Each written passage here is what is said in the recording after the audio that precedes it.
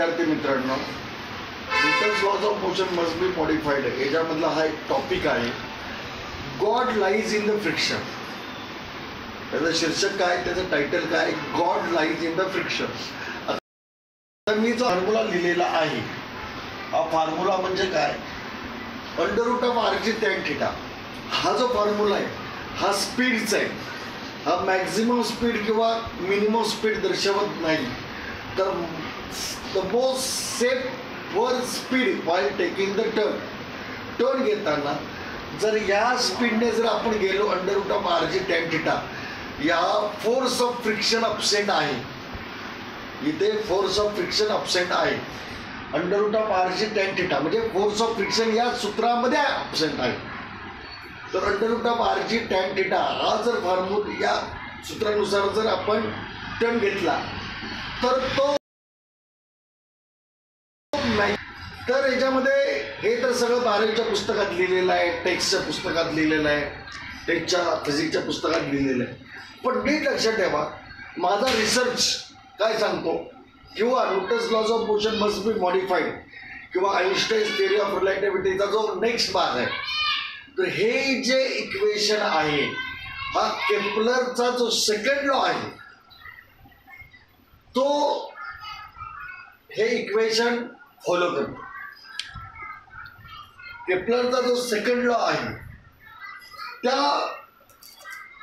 लॉनुसार हा the most safer speed आहे. त्या लॉचा आणि याचा संबंध आहे. नीट लक्ष ठेवा, फ्रिक्शनला अनेक लोक इव्हिल बोलतात. तर friction is equivalent to resistance. Resistance जो इलेक्ट्रिकल सर्किटमध्ये असतो म्हणजे एनालॉगस आहे. The role which is played by the friction in the Newtonian mechanics, the same role is played by the resistance in ohmic electricity. तर नीट लक्षात घ्या, मला काय सांगायचं आहे की रेझिस्टन्समुळे आपल्याला करंट भेटतो. कारण रेझिस्टन्स असल्याशिवाय पोटेन्शियल डिफरन्स क्रिएट होणार नाही. Resistance create the potential difference.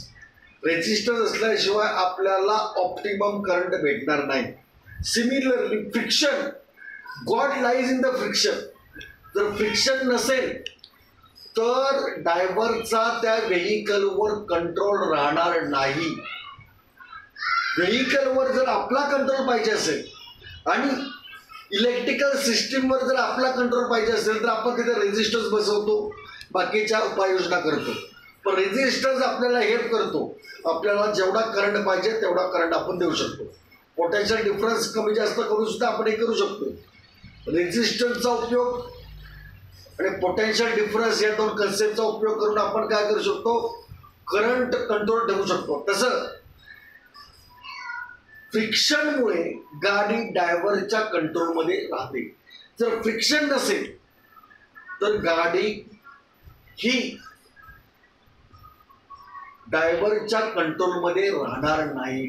गाडीवरचा जो एक मॅन्युअल कंट्रोल आहे तो निघून जाणार. आणि गोष्ट तिथपर्यंतच हे होत नाही. तर स्पष्ट माझं असं मत आहे की God lies in the friction. Friction असल्यामुळेच गाडीचा प्रॅक्टिकल यूज आहे. कळालं का नाही? तर याच्याविषयी मी जास्त विस्तृतपणे आणि फ्रिक्शन विषयी माझे नेक्स्ट व्हिडिओ पण येणार आहे. तर एका व्हिडिओमध्ये सगळा कंटेंट समाविष्ट करणं थोडं शक्य नाही प्रॅक्टिकल पर्पजने. त्यामुळे नेक्स्ट व्हिडिओ त्याचे येणार आहे. तर आणि माझ्या पुस्तकामध्ये त्याच्यावर हा विषय मी व्यवस्थित इलॅबोरेट केलेला आहे.